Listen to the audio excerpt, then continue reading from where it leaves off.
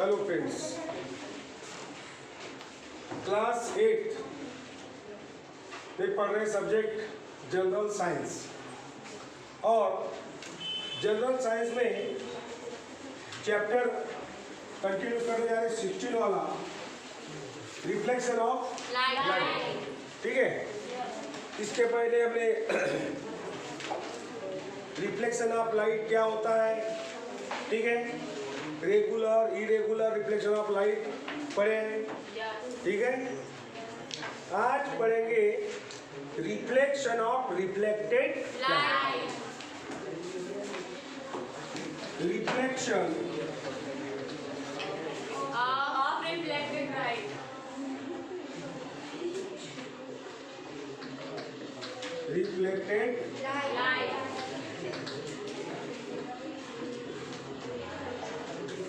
मैं पहले आपको वार्निंग दे रहा हूँ, वीडियो चालू है और तुमने नहीं समझता है तो खड़ा होकर पूछना, बीच में आपस में बात नहीं करना।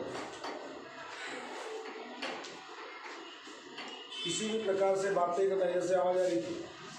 ठीक है, नहीं समझ रहा है बेटा तो पूछो। रिफ्लेक्शन ऑफ रिफ्लेक्टेड लाइट, यानी जो रिफ्लेक्ट लाइट है उसका रिफ्लेक्शन। ठीक है, ये समझने के लिए मैं एक पहाड़ बना देता हूँ इस प्रकार से। ठीक है, पहाड़ बनते ना ऐसे पहाड़। हाँ? ठीक है। और यहाँ पे चंद्रमा है, मून है। क्या है? मून है। और यहाँ से एक मान के चलो एक नदी बह रही है। यहाँ से क्या बह रही है? नदी बह रही है। पानी, यहाँ से पानी बह रहा है, नदी है। That is called river. समझ में आ रही बात? लेकिन मजे की बात यह है, चंद्रमा में तो लाइट होता नहीं, चंद्रमा पे लाइट है ही नहीं। ठीक है, इतनी बात तो मालूम है आप लोगों को? क्यों हमको दिखता क्यों है? क्योंकि इधर बेचारा सूर्य देवता होता है, जो हम सबको पालता है। ठीक है, यहाँ पे लाइट होती है, यहाँ सन में लाइट होती है। ठीक है, इसकी लाइट इस मून के ऊपर रिफ्लेक्ट होती है, इस मून के ऊपर रिफ्लेक्ट होती है।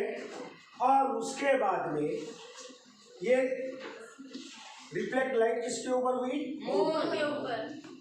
अपने को मालूम है कि उस नदी में देखो मैं यहाँ से बहता हुआ जो पानी है, ठीक है, यहाँ से क्या बह रहा है?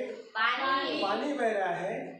तो ये पानी जो है, इस पानी के अंदर में हमको चंद्रमा का प्रतिबिंब दिखेगा। दिखेगा कि नहीं पानी में? तो बात को समझ लो। अपनी हेडिंग क्या है?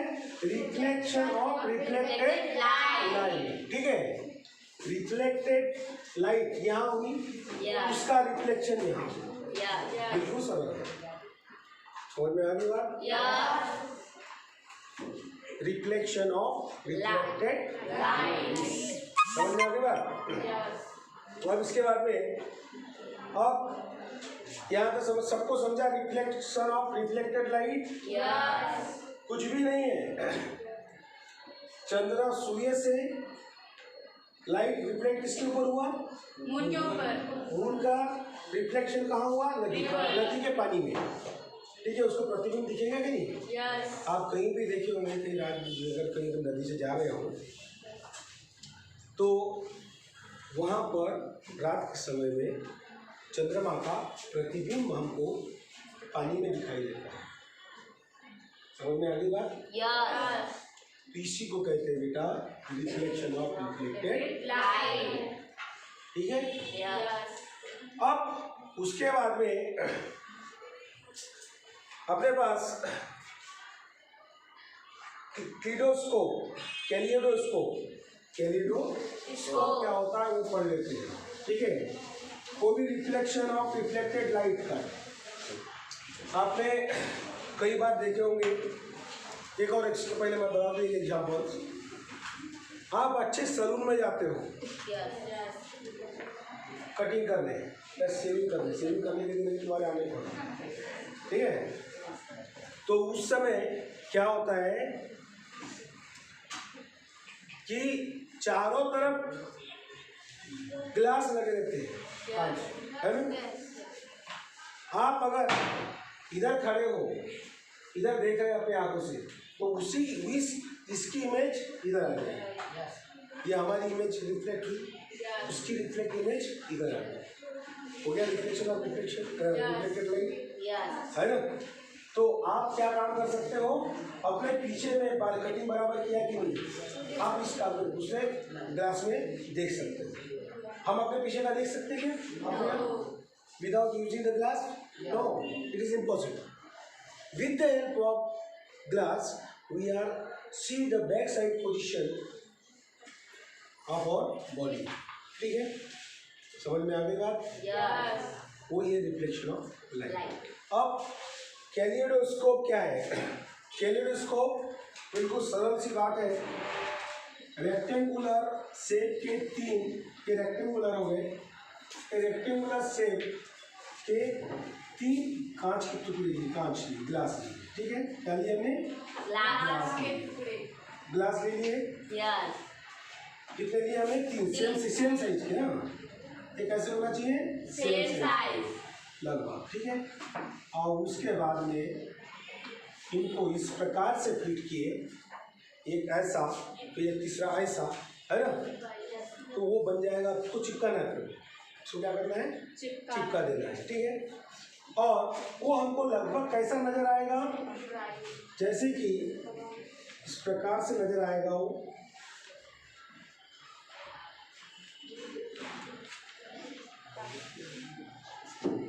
ठीक है।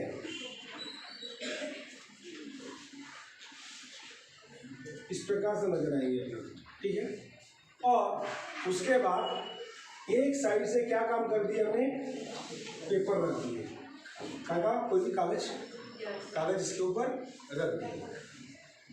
और उसके बाद इन तीनों के बीच में यहाँ पे कलरफुल कुछ ग्लास रख देंगे या कागज रख देंगे, ठीक है।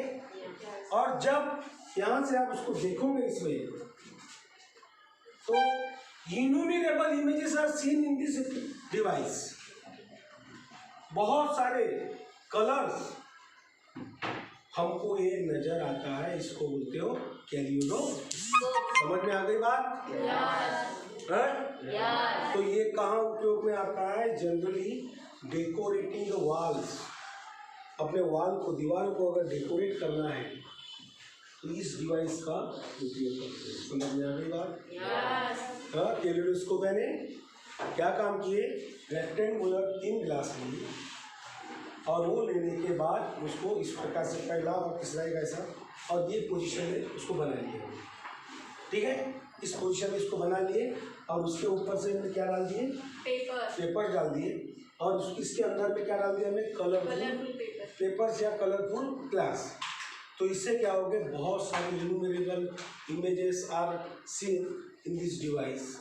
So this device is useful for decorating the wall. That's all. समझ में आ गई बिल्कुल? Yes.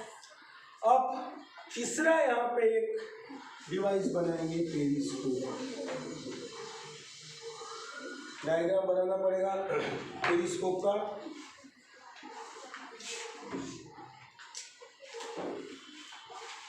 इस प्रकार से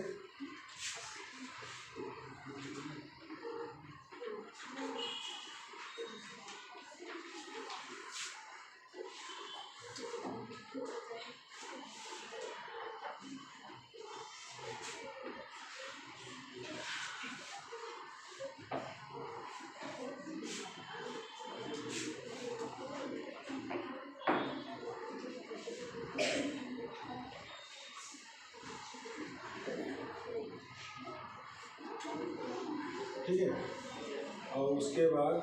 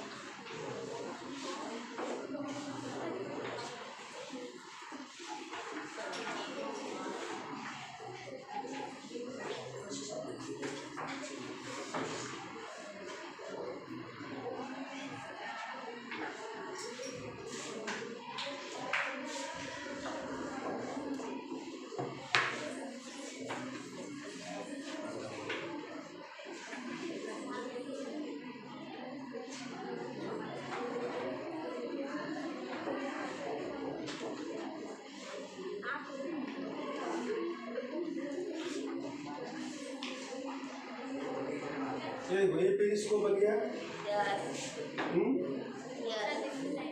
तो इसमें और यहाँ पे रहेगा लाइट रेज। यहाँ पे क्या रहेंगी छोटी सी लाइट रेज। लाइट रेज नहीं, ठीक है। अब देखिए ये जो एंगल है ये यहाँ पर क्या लगा दिए, एक मिरर लगा दिए, यहाँ पर भी एक मिरर, ये क्या आ गया, ये मिरर, ठीक है। अब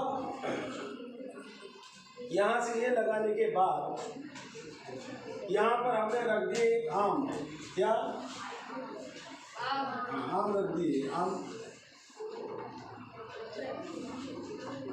जो भी एक ऑब्जेक्ट रख दिया, ठीक है। थोड़ा सा या एक शेप रख दिए या कोई भी एक ऑब्जेक्ट रख दिए, ठीक है, जो भी ऑब्जेक्ट रख दिए यहाँ पे, ठीक है। और यहाँ से अब हमने यहाँ से इसको अगर देखे, यहाँ से क्या काम किया, उसको हमने देखने की कोशिश की आँख से, ठीक है। तो ये यहाँ पे रखा हुआ वस्तु, रखी हुई वस्तु हमको यहाँ दिखाई देगी, ठीक है। जनरली हमको क्या होता है, कहीं तो जनरली क्या होता है कि एक पाइप है, यहाँ पे एक ऑब्जेक्ट रख दो कोई भी, और इधर से जब आप देखोगे तभी वो आपको दिखेगा ना, यहाँ पे आँख से अगर यहाँ तब दिखेगा। लेकिन यहाँ कैसा हुआ है, ये मिरर है, तो ये यहाँ से ये 45 डिग्री सेल्सियस यहाँ पर भी है, सॉरी 45 डिग्री का एंगल बनेगा, यहाँ पे भी 45 डिग्री का एंगल बनेगा, ठीक है। और जैसे ही हम यहाँ से देखेंगे इसको, तो ये यहाँ से लाइट जाएगी इधर, लाइट रेज जाएगी इधर, ठीक है। तो ये हमको यहाँ पर इसकी इमेज बनेगी, ठीक है। इसकी इमेज यहाँ बनी, उसकी इमेज यहाँ बनी, तो हमको यहाँ पर नजर आएगी। समझ में आया बेटा? इसकी इमेज कहाँ बन गई, यहाँ पर ये मिरर में, उसकी इमेज यहाँ पड़ी, इस आंखों से हमने उसको देखा। समझ में आ गई बात? इसको बनाना कोई बड़ी बात नहीं है, ठीक है। बहुत बार साइंस एग्जीबिशन में कुछ विद्यार्थी पेरिस को बनाते हैं। अब भाई ये बनाया तो इसका उपयोग कहाँ होता है, इसका मेन उपयोग होता है सबमराइन में, ठीक है। अगर अपने समुद्र के अंदर में यदि हम लोग हैं, समुद्र के अंदर में यदि हम लोग हैं, तो समुद्र के ऊपर में क्या हो रहा है ये समझ में आ जाए, ठीक है। समुद्र के अंदर यदि हम हैं तो ये जो रहेगा ये बाहर रहेगा, ये बाहर रहेगा। बाहर क्या होता है, ये हम समुद्र के अंदर में अगर किसी जहाज में बैठे हैं तो हम वो समुद्र के अंदर में बाहर क्या हो रहा है वो देख सकते। समझ में आ गई बात? कोई प्रॉब्लम? क्या क्या पढ़े बेटा हमने? रिफ्लेक्शन ऑफ रिफ्लेक्टेड लाइट, इसको पहले समझे। इसको समझने के लिए हमने नदी और मून सन का उपयोग किए, ठीक है। उसके बाद में कैलिडोस्कोप पढ़े, ठीक है। और उसके बाद टेलीस्कोप, ठीक है। अब कुछ बचा है और कुछ यहाँ पढ़ने लायक तुम्हारे इस चैप्टर में? हाँ, तुम्हारे हिसाब से कुछ बचा है? ये चैप्टर की थ्योरी पूरी यही समाप्त हो रही है, ठीक है। लेकिन अब आप देखिए यहाँ पे कुछ प्रॉब्लम्स है, सॉल्व एग्जाम्पल, ठीक है। और क्या है यहाँ पे? सॉल्व एग्जाम्पल, ठीक है। अब इनको प्रॉब्लम को सॉल्व कर लेते हैं, ठीक है। पढ़ो बेटा, प्रॉब्लम क्या है, जोर से पढ़ो, पहला वाला जोर से पढ़ो।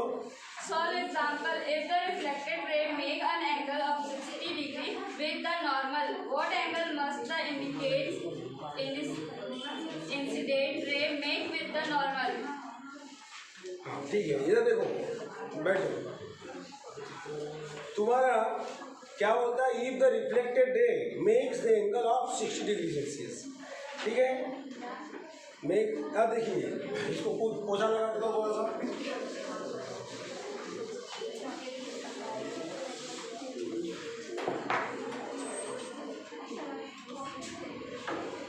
इसके बाद क्या पूछा है उसने आपको? Incident angle, what the angle must be incident ray. देखिए ये स्मूथ ऑब्जेक्ट है, ठीक है, स्मूथ सरफेस, यहाँ से रे आएगी, ठीक है, जिसको हम इंसिडेंट कहते हैं, और यहाँ से ये रिफ्लेक्ट हो। बनाए थे इसके पहले आपको, और इस बीच में क्या रहेंगे, नॉर्मल रहेंगे, नॉर्मल रहेंगे नहीं, ठीक। और वो बोलता क्या है, दिया क्या है, एंगल ऑफ 60 रिफ्लेक्टेड एंगल। ये जो रिफ्लेक्टेड एंगल कितना दिया है इसने, 60 डिग्री, 60 डिग्री, ठीक है। तो हम उसमें लिख सकते हैं the angle of reflection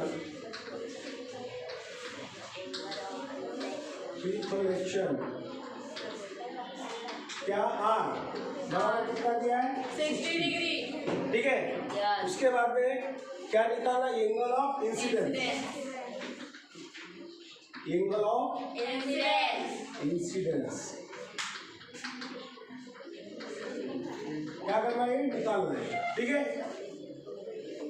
angle of ये 60 डिग्री, ठीक है। अब एंगल ऑफ इंसिडेंस, ठीक है। अब उसके बाद में अपने को मालूम है according to the law of reflection, ठीक है, अकॉर्डिंग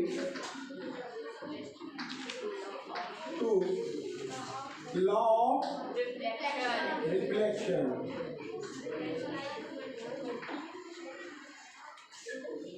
ये कौन सा, ये क्या हो गया, आर हो गया, ये क्या हो गया, मालूम है ना अपने को, ठीक है। अपने को मालूम है ये दोनों कैसे होते हैं, इक्वल होते हैं, पहला एक मिला, ठीक है। तो एंगल ऑफ आई मतलब incidence is equal to angle of reflection. ये कैसे होते हैं, जब अपने को ऑलरेडी उसने बोल दिया है कि एंगल आर कितना है, 60 डिग्री, 60, तो एंगल आई कितनी होगी, 60 डिग्री, ये इसका आंसर है। तो हम कह सकते हैं आंसर में the angle of incidence is 60 degree. सरल है पापा, बिल्कुल सरल है, कोई दिमाग लगा, लगा कभी तो समझा। अब उसके बाद में दूसरा प्रॉब्लम पढ़ो बेटा, एक मिनट, दूसरा प्रॉब्लम पढ़ो, तुम पढ़ो, कोई बोलेगा नहीं। If the angle between the incidence ray and the reflected ray is 90 degree, what are the value of the angle of incidence and the angle of reflection?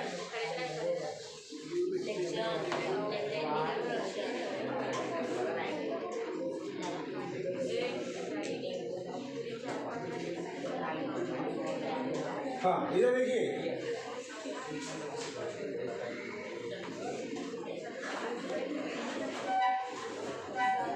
ये I reflect angle of incidence और angle of reflection.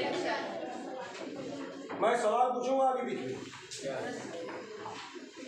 Angle of incidence, angle of reflection, ये दोनों मिला के कितना होता है, 60, 90 बोले ना, सॉरी 90 कितना हो रहा हो, 90 डिग्री।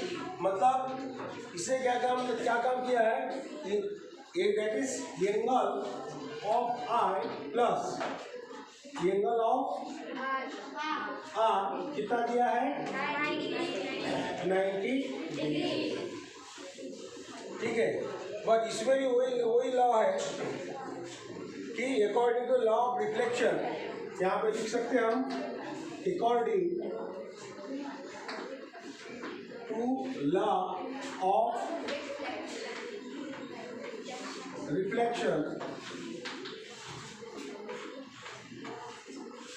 की लॉ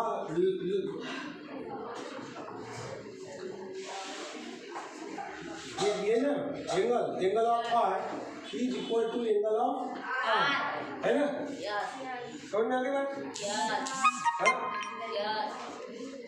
अरे अकॉर्डिंग लॉ ये बोलता है ना, angle of i is equal to angle of i, ऐसे बोल रहे हैं, बोलेगा ना। लेकिन हम अगर बाय द वे दोनों मिला के कितना होता है वो 90।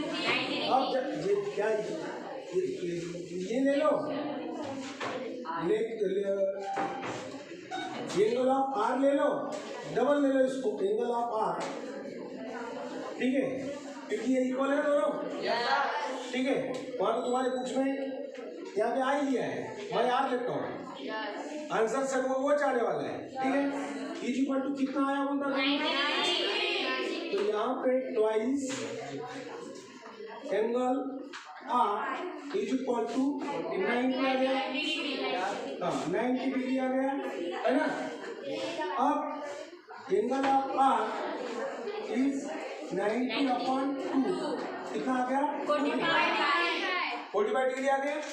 तो हम कह सकते हैं ये जब दोनों समान है, ये जब दोनों समान है तो हम ये